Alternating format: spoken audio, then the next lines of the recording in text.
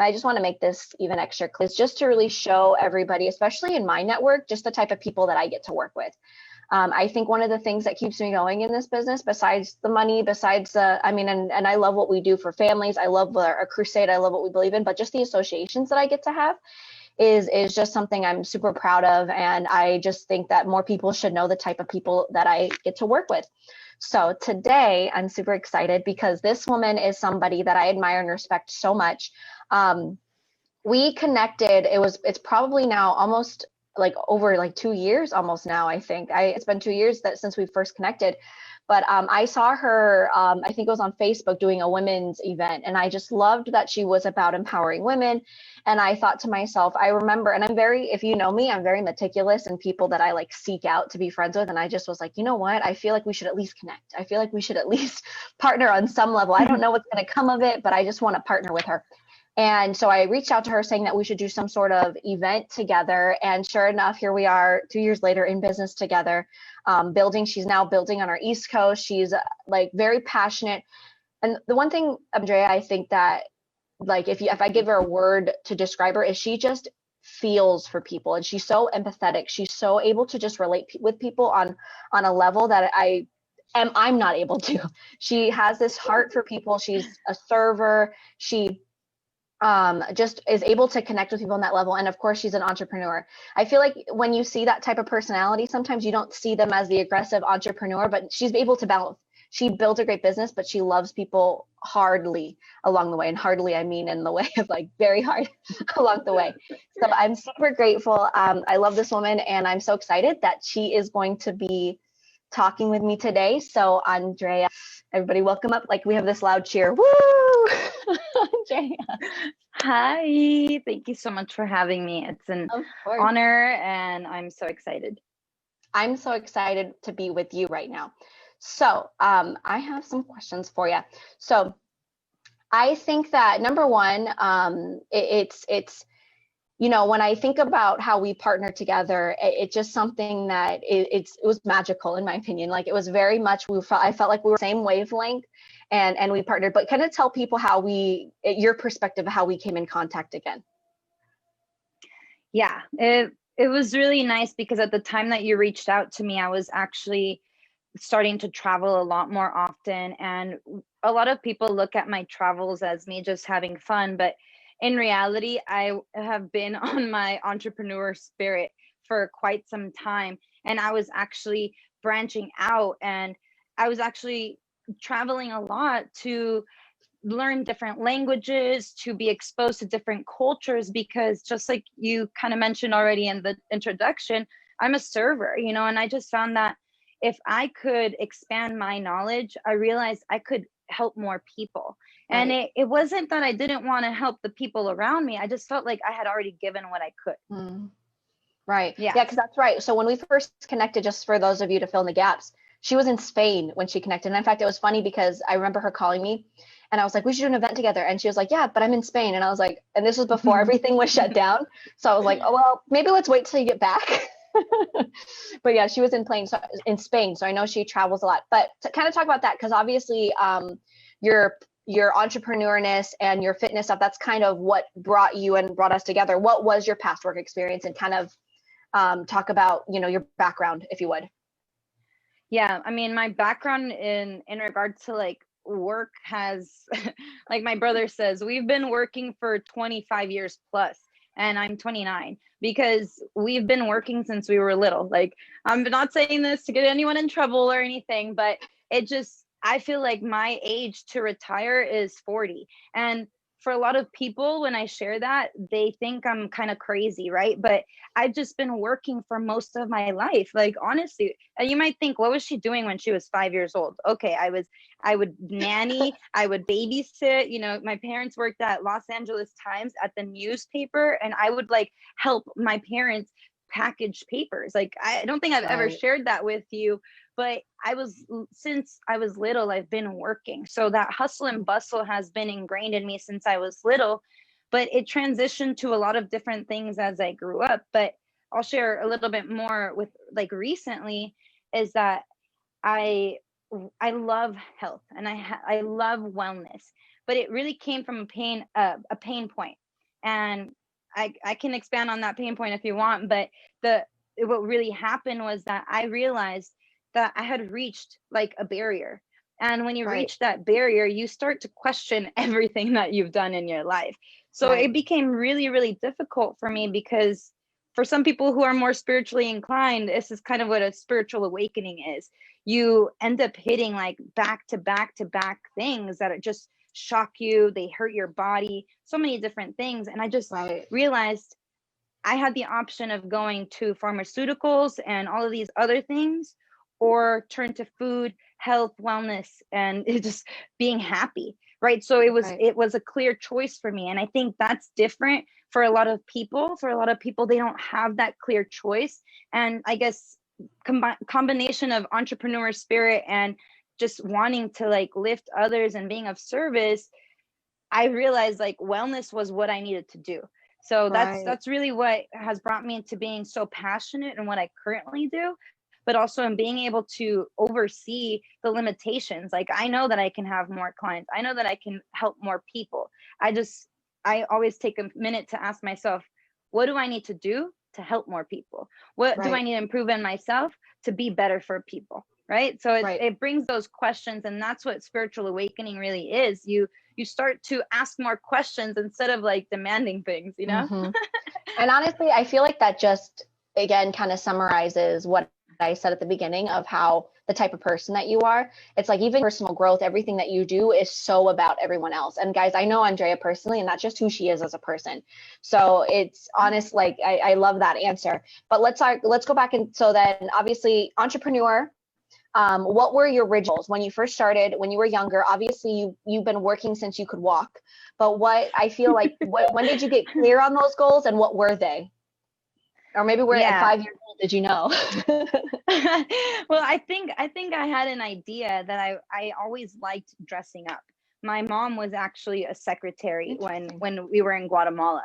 So I would see my mom get like nice, and like even if it was for like a family event, she was always Right. about that.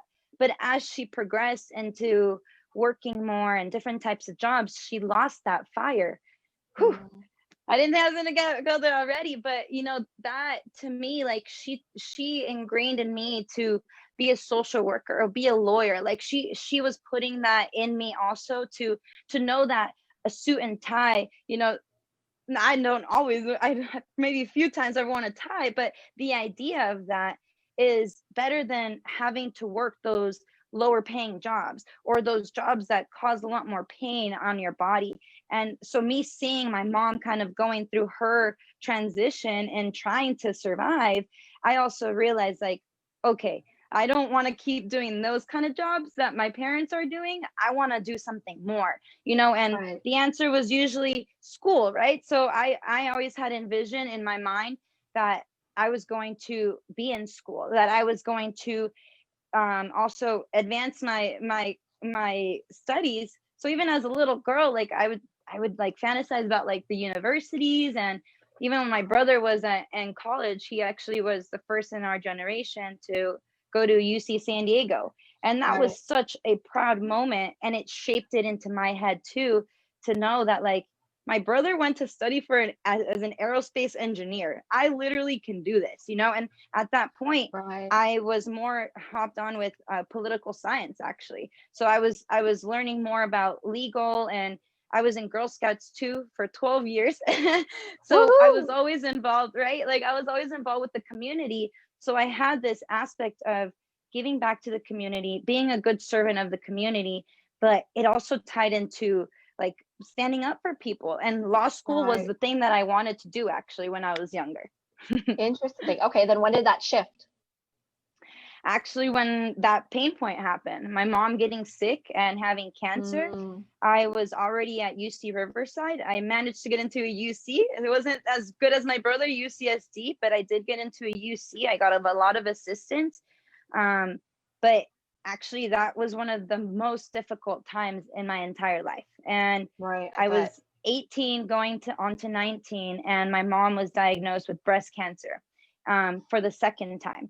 The first time was Mm, actually in high school, and we knew each other then in high school, not super close, but honestly, not many people knew that my mom had cancer because Right. I was afraid to tell people. I didn't want people to feel bad for me. And at that time, all I knew was that cancer was a bad thing, and so Right. I only like told a handful of my friends in high school, and they were all being encouraging of me. But that next year that we graduated, like, I threw a big party, and I didn't know that that was going to be the last party. Like, I didn't Mm. know that that was going to be the shifting year. So when I was away at college, my mom ended up getting cancer, way worse. It was actually metastatic cancer, which at that point they say there's no return. And it was very tough for me because Right. luckily I had my two amazing roommates at the time who were like my soul sisters, and everyone thought we were all related, and they helped me through it because I would come back to the valley, I would come back to LA, and I wouldn't want to leave, and only the Right. people that have gone through that kind of experience know what it's like to have to like leave your parent under those conditions, right? Like, I know Yeah. you can relate to a certain extent. And that's when I realized, like, I started honestly failing all my classes. I was missing a lot. Mm. Like, I would just cry most of the days, and my mom would always, every day she would call me, Mm. and I still remember, like, I would get so mad at myself because there's a lot of calls that I missed, because Right. I had gone partying the night before, or because I was doing last minute homework that I didn't do, I wasn't organized. But what I also realized was that I had to make that shift. If I would have stayed at UCR, I would not be where I am today. Like, it's amazing what you can Right. gain out of that pain point, like I said earlier, and it still hurts me to remember, and it's never going to go away. But I've grown so much since then. And the people that came into my life after my mom passed were so inspiring. Like, I Right. remember I went to Pierce College actually, and I was just trying to go through the process, and my mom actually passed away September. So September is always a tough month for me. We just passed it, so like I know that I just made it through, and it's actually been 10 years since my mom passed away. And Wow. that, to me, like, that marker is something that tells me, like, that's 10 years of you hustling and bustling and showing that regardless of what happens, you can make it, but those key people that were in my life when I came back to the valley, like, they inspired me, and Yeah. they just, like, I had this one teacher. She's actually the one who inspired me to be a trainer.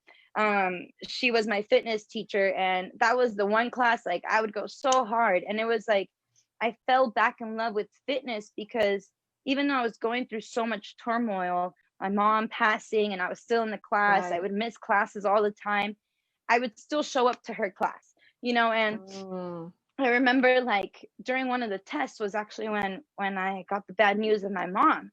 And the teacher was like, she was like, "What happened to you, Andrea? Like, you're so different. Like, what's going on?"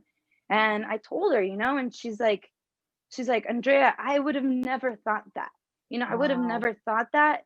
And also, just like you think I inspire you, like, she was like, you inspire me." And Right. she was such a powerful, like, she was Air Force. She had gone through Air Force training, and she came back, and she was gorgeous, stunning, very feminine looking, but still very, like, strong. So she was the person who, like, imprinted that vision in me that you can be gorgeous and beautiful inside and out and still be that strong person and still, Right. start a business. And there was a few other people that I can tell you about, but key people have always been part of my life to help me shift and refocus, and I'm so Right. blessed that I fell in love with nutrition, and I just went gun ho with that. Everything that was nutrition, I went to Cal State LA to study.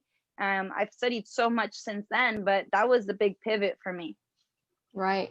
So just to kind of summarize, you would say that obviously that hard, painful time in your life, losing your mom, is really kind of what shifted you into that entrepreneurial spirit of, like, because that's where you shifted from wanting to be a lawyer to now wanting to be an entrepreneur in fitness, right?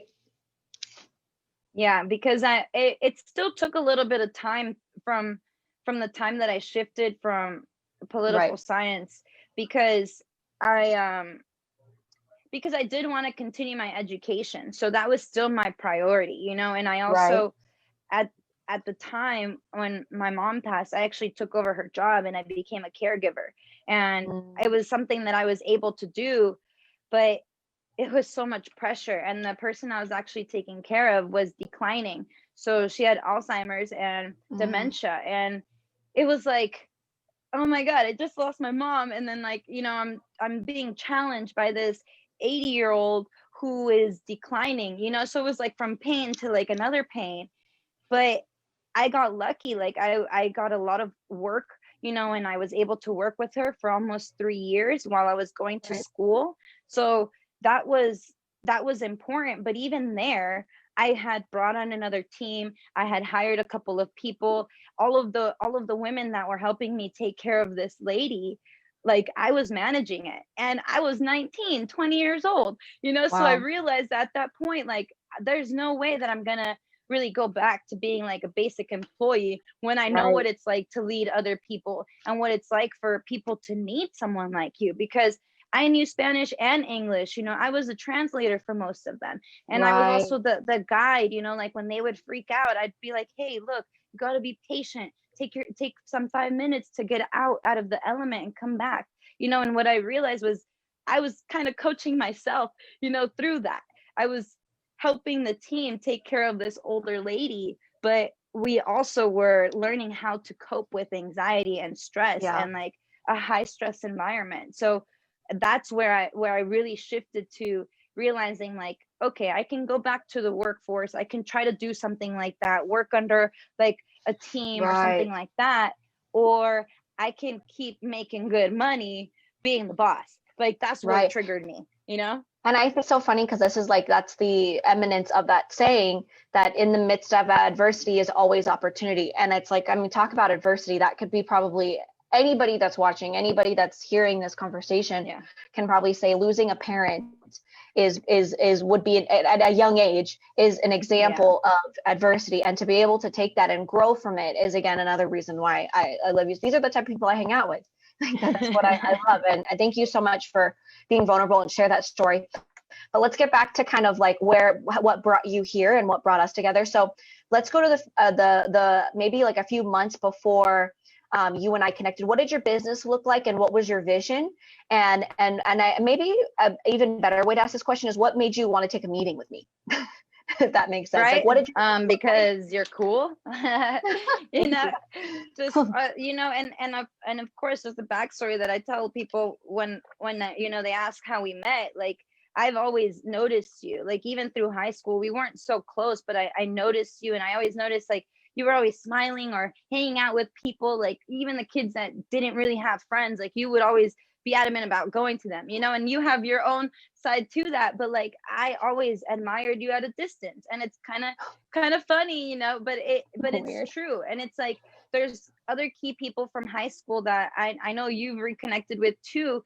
It's something about our class, man. Like that chapter 2009, something happened there, like we are ridiculously amazing, and it's like, I realized that meeting with you, regardless of what you were doing, like I just felt your confidence. I felt your clarity, and that to me, it's like at that point, that's all I wanted. Because after also working at 24-hour fitness and working at an eating disorder facility, I was working at both places at the same time. Wow. I would go to work at the eating disorder facility because I was still trying to be a dietitian. And so daytime I would go there, and then I would go to work at the gym. And then other days, on my days off, I'd be all day at the gym. Like, I became obsessed with work, and that was my outlet, because I had so much pain in my life, that outlet became me being a personal trainer and me helping others. But when I met you, I was done. I was exhausted. Like when we reconnected, I was so drained. Like being a personal trainer was so draining. Trying to motivate people all the time, convincing people why they should take care of their health. Like, and also one of the things that I'll touch more on later, but like, it was hard for me to hear that people couldn't have money to pay for their health. but they could go out and have like whatever amount of burgers, or they could go out and order pizza every week. Like Drinking. I would get so, yes, or drinking. Like I would get so irritated at money being an excuse for people. So what I realized was at the treatment center, people were stressed out about money and family and relationships and career. And then at personal training, people were stressed out about family, money, and career. And I'm like, what's going on with the world? So that's when I got to like this frustrated point, because in those two places, I was an independent contractor, but the team was not what I wanted. The environment was not what I wanted. It wasn't a place where I could thrive. I could stand out. And I think that that's one of the key things about you and I, like we stand out, but we don't want to always stand out. We want to be built. We want to be like, we want people to contribute, you know? And I just felt like when we reconnected, I was just so done with everybody. Like I didn't want to convince anybody, so much so that I left Los Angeles to go to another country, because I was so exhausted with the hustle and bustle and the training, because I got to the point where my manager, I love him and I have so much respect for him, but he wouldn't even give me a bathroom break. Like I would train my client and then they'd tell me I have another client right after. I'm like, bro, you can't book me back to back. I need 5 minutes to put the equipment away, to get ready for the next client, and to go to the bathroom. Like I just realized that in that environment and in the environment that I was working, even if my bosses wanted to help, they couldn't. And that's the sad truth of most workplaces. That's the sad truth of most adults' life. Either you're hating your career or your job, or you hate your relationship or your family, or you hate that you're poor, or that you're not happy with how much money you have. Right. I just got so sick of it that going to another country, and traveling made me realize this is kind of a disease that is happening in LA. This is a disease that is happening in maybe California.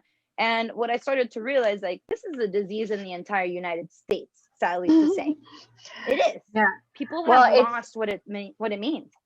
Right. And I like what you said, because I feel like one of the things that, at least, and here's the thing, and especially I want to just even plug this in as a thing, like I said, like this is all about kind of just explaining why we do what we do. It's not necessarily trying to force anybody or convince anybody to do something they want to do. But at the same time, I think one of the things that I've learned here, and I love, because you kind of touched it in being in this business in World Financial Group, is more about not being self-employed, or like you said in your job, where it's like, I have to get paid. I have to take that client right after the other. Like being able to just focus on how can I add value to somebody. And I think no matter what your career is, and I think that Andrea, like even in her fitness, or my opinion, this is how she is in general. But to be able to, when you become an entrepreneur, the beauty of it is that not that you get to own your time and these benefits of it, but you get to focus on how can I be valuable to you as a consumer? How can I be valuable? And I feel like when you lead with that, and that's what I've learned here. And I love that said that, like, you know, because it was about money. It was about, let me get this client after this one. Like whether it was you making money, whether it was the owner making money, but they were like, we need max capacity because we're so afraid we're not going to make money. Versus, I know I'm going to make money. How can I be valuable to you? And that's something that I think that you, you represent completely. And I think that, like, just you touching on that to me, I felt like was just really important to highlight. But so, okay, so we sat down. So you said like you were frustrated, right? When we talked, and then we talked, again, just to fill you on the conversation, we met at Starbucks, and then I invited her down the off. She ended up wanting to partner, and basically we were going to work, and we've done so much more than that, but we wanted just to part on the stance of just doing what we do together. What about what we do here at World Training Group, Andrea, made you want to be a part of it, or think Honestly, that it was for you? Yeah. Right off the bat, you know, my intention is, like you said, value. And me specifically, I always say health value. Like how can I feed people what I know?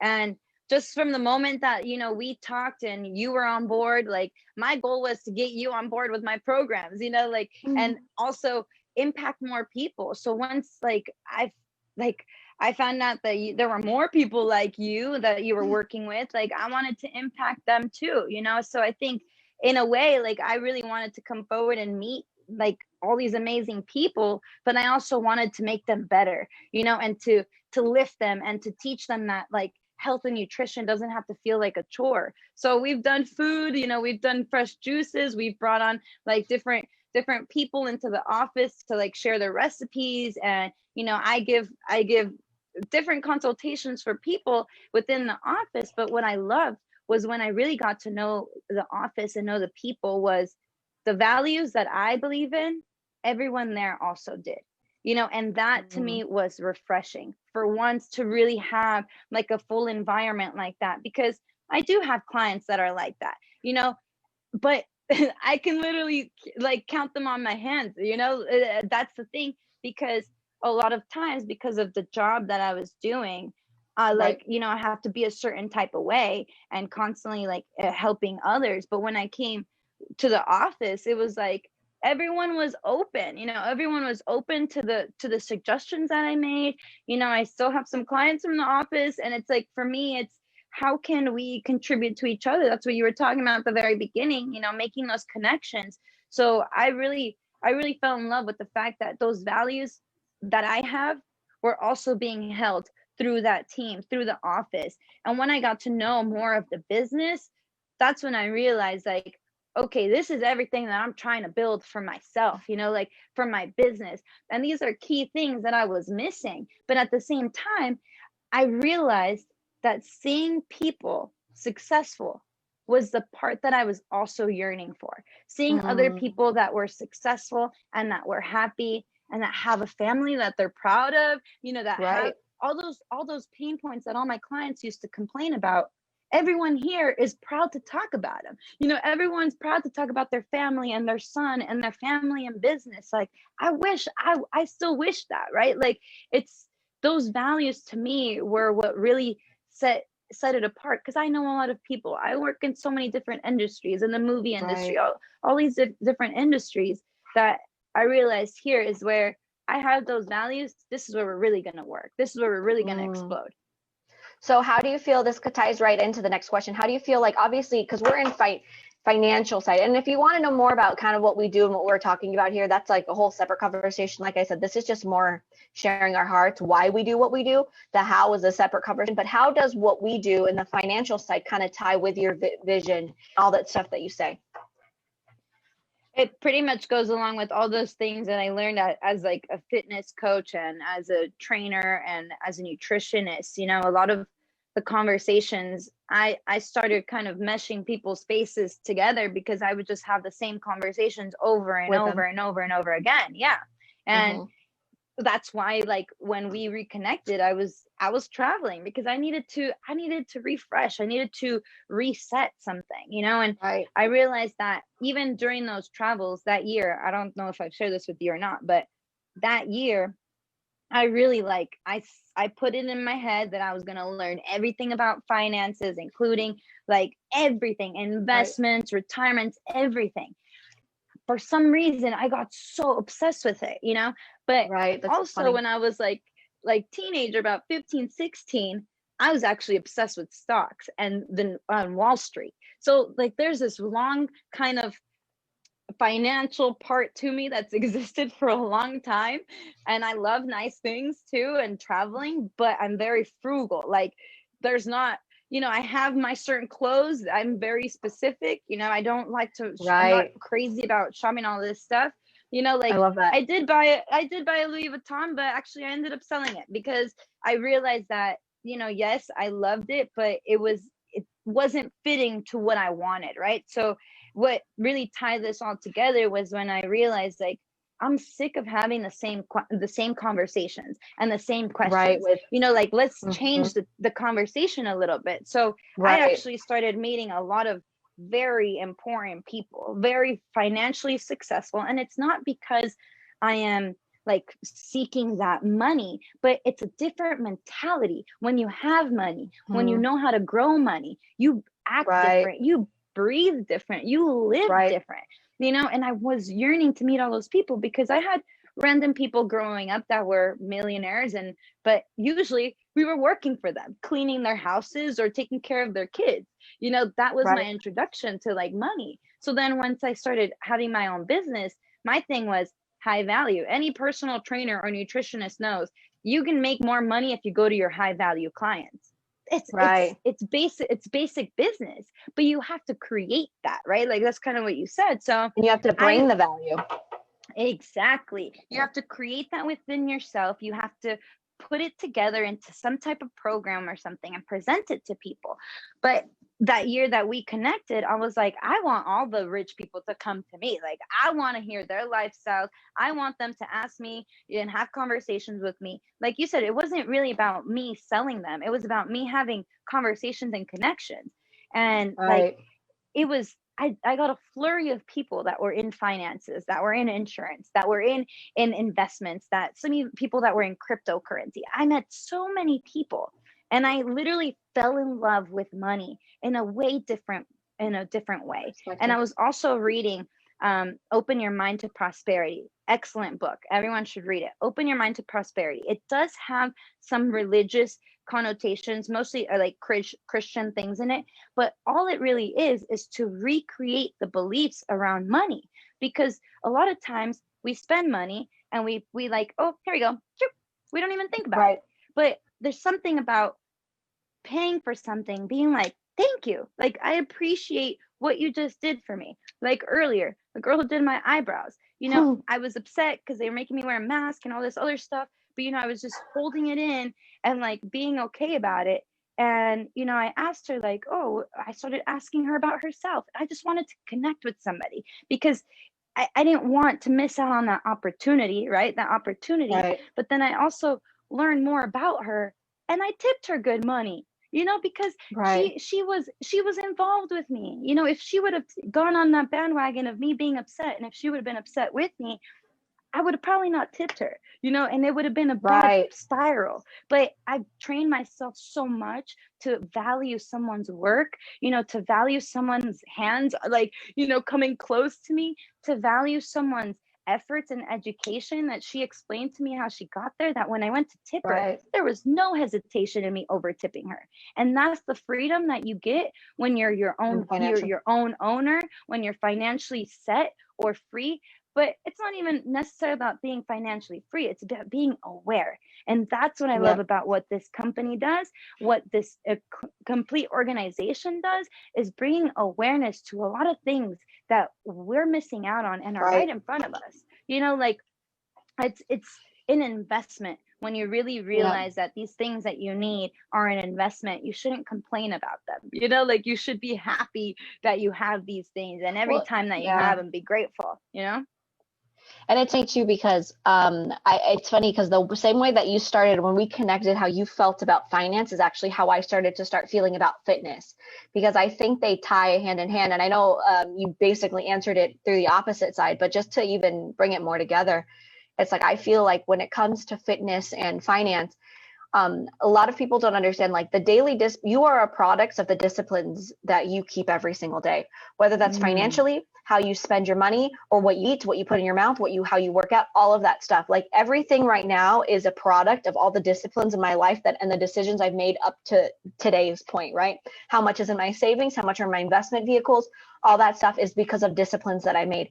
And I feel like it's something that when the more and more as around the time that we connected, the more and more I started getting into this mindset of like, wow, I need to be just as disciplined as I am in my money, in my life, in my physical being, because how you do anything is how you do everything.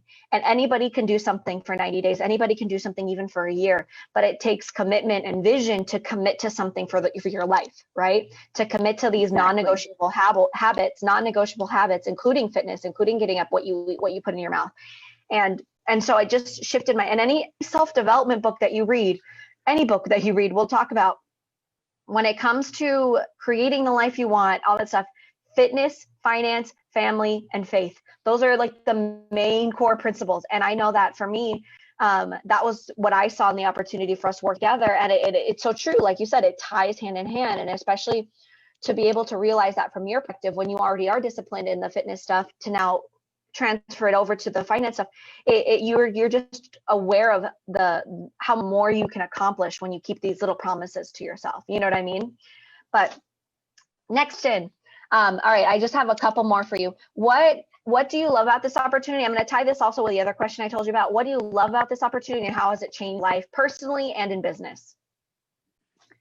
You know, having gone through such a difficult time with my mom, you know, I realized that I was kind of seeking love, you know, I was seeking that acceptance and being part of something. And I just feel like being, you know, with the team, and I know I'm not there physically in California right now, I'm in the East Coast, but like I mean, Dana, like, she reconnected me to those goals that I had, you know, that I started seeing like they were slipping away. And she said, like, no, you're right there, you're so close, you know. And like, that to me impacted me so much that I tell her, she knows, she's my rich mom, like, she is my rich mom, you know, like, and Frank is my rich dad, you know. Like, this to me, it's something that it's so dear to me, to have found people who are not just leaders in business, but in their community, you know. And certain things, like how everyone's just so vulnerable, you know. We share the things that happen with each other, we share the wins and the losses, you know. And that transparency to me was so refreshing. And I also felt like, wow, you know, like, I kind of found home, you know. I found home, I found a home base, somewhere where I can plant my flag and feel like all that pain and all that worry that I had about my mom, you know, even though she wasn't there, like, I became the breadwinner. When she passed away, I became the breadwinner. So I was Right. concerned about my dad, about my brother, about my nephew, and then my little sister came along. You know, I was constantly afraid of everybody's future, you know. And with this business, it's like, I could finally breathe again. You know, I could finally breathe knowing that my future was secure. If anything happens to me, my family doesn't have to worry about anything. All of my stuff is in place. Everything's going to go to who I want it to go to. You know, and even, it's not that I'm asking for death, but you have to have that in sight, because if you don't work backwards, you know, you gotta see that end sight, right? Like, our leadership says that you see that Right. end goal and you work that way. And it's like, all of that just makes sense. And every time that I'm with the team, I get fueled up and I get refueled, you know. And it's so beautiful and powerful. But I also get to see how to really keep sticking to what I feel is important, you know. And Right. knowing that now my family has things in place, and all the people that I care about, like, I'm sharing everything that you've taught me, Claudia. Like, I'm sharing it with everybody, because it's simple stuff, but also because I want to see this in the school systems, just like nutrition classes, like new fitness and finance in one class, Right. in in our elementary schools. Like, we Right. can do this in our middle schools. Like, that is the impact that I see. Like, I wrote it like a few weeks ago, I mean, I told you, I put 100 debt-free families by the end of next year. Like, I know that's a long shot, right? Like, but it's something That's so awesome. powerful. It's And so that's where that powerful. inspires me. Right. It inspires me. I just know you inspire me too. What is one thing that you wish more people knew about what we do? I mean, you just laid it out, honestly. And I think, again, like, if I can emphasize why I'm doing it's more because I feel like people don't really understand why we care so much, you know? And when people like you, like Gina, and all the other people I'm going to have on here, and you hear their heart and you wonder why they're like calling you, like, why they're like, will you take a meeting with me? It's like, how could you not, after you just heard her? Like, if she called me and I watched this, I'd feel like, yeah, what do you need me to do? Can I give you, what can I help, you move towards that vision? So it's just more of that awareness, like I said. But what is one thing that you wish more people knew about what it is that we do? That all of the dreams that you have in mind can and will be accomplished, you know. Because I know that I hope Dana watches this, you know, that she knows, because I really do. Like, when I met her, like, all of the energy that I have, and when I reconnected with you, all of the energy that I have, I was about to start diminishing it, you know, because I felt like it was too much. It was too much for my relationship at the time. It was too much for my parents. It was too much for like my brothers. Like I just kept bumping up to walls, you know. And when Dana told me, like, you want to have a retreat center, like, yeah, of course, you know, I would invest in something like that. Like, she reminded me that my dream wasn't something unattainable. It was just a matter of me believing in again, you know. So that ability for us to help people reach their dreams, whether it's fitness, whether it's finance, whether it's fulfillment, whether it's leaving a legacy, like I said, I don't have to worry about my family. Everything that I've worked for, they will have, you know. And this includes my business, you know, and all of these things. I've gotten clarity through being with this team, but I've also realized, like, my beach house, that's my dream right now. Like, my beach house, that involves a lifestyle. That's why I keep eating healthy, because I want to be able to wear a bikini whenever, wherever. But that beach house, you know, I want to be able to work in my house, beach, you know, seeing the beach right there, working on my laptop, taking my meetings, getting into my bathing suit, jumping into the ocean, coming back into my house, making some healthy food, going back to work. You know, that is the vision that I have. And with working with you, like, specifically, and Dana, like, I know that I'm going to have that. It's just a matter of time, you know. And it's like, this year has taught me so much patience, and all that energy that I was about to diminish, I've learned how to channel it to patience and organization, you know, and passion, and being able to build Right. other people's dreams. And that's what I'm so excited about, because whether it's an event where we do the fitness and finance, you know, a live event when we can, we're doing already meetings around this. So the impact that we've been making, but right underneath all of that is that dream. Because when you can dream, I love. you believe in hope. And when you can hope, that means you have really found your faith, and you can't break that. You can't break that, you know? And that will be the highlight of the interview. That was awesome. But I have one last question, and you kind of already touched on some of it, but this, if you could just kind of declare what your goals are, and also why WFG, our company, is going to be the tool you use to reach them. If you could just go into that, and then that'll be the final question for today. Yes, of course. I'll break it down into my short, my mid, and my long term real quick. My short term goal is that I'm gonna launch my book, and I just really want this to be an asset and a tool, but it's gonna definitely include that financial aspect, you know. So the more that I can learn about how these two things tie together, it's like another language, you know, that I'm gonna put into a book. And my midterm is that beach house. Like, I don't see that beach house, me enjoying it when I'm 40 something. Like, it's definitely in my 30s, you know. And my long term, which is already secured, is that legacy. You know, knowing that what I build here is gonna outlive me, that's powerful. You know, that's what I had envisioned for my own business. That's gonna be way harder to do, but here with you, I can do that. You know, and I know that it's gonna stand, and that's what it is. But it's good, short, sweet, to the point. And that's the thing too. I want to highlight, like, the people that are the most successful, their goals are clear, and they see it, and they can name it anytime, any place. You ask any successful person, what are your goals? What are your goals? What are your goals? They tell you right then and there. You'll notice that every person I bring on has goals, and they will tell you very clear and cut out. And that was beautiful. Thank you so much, Andrea, just for your time. This couldn't have gone better. I thought it was so great. And thank you again. And guys, again, this is just, I just want you guys to see these types of people that I get to be around. These are the types of people that make me inspired to push a little bit harder, that make me inspired to want to get to that next level. So I'm so grateful for them. And one of them I love so much. And Andrea, you know, I love you so much. You guys, like, seriously, if you know her, if you're lucky to be friends with her, like, you guys, she is a gem, a person to have in your corner. So I'm just super grateful that you took the time, and I hope you guys saw a different perspective of it, why it's for Andrea. I always like to say it might not be for you, but this is why it's for us, right? So thank you again so much, and I can't wait till the next one. So keep watching, and yeah, I hope it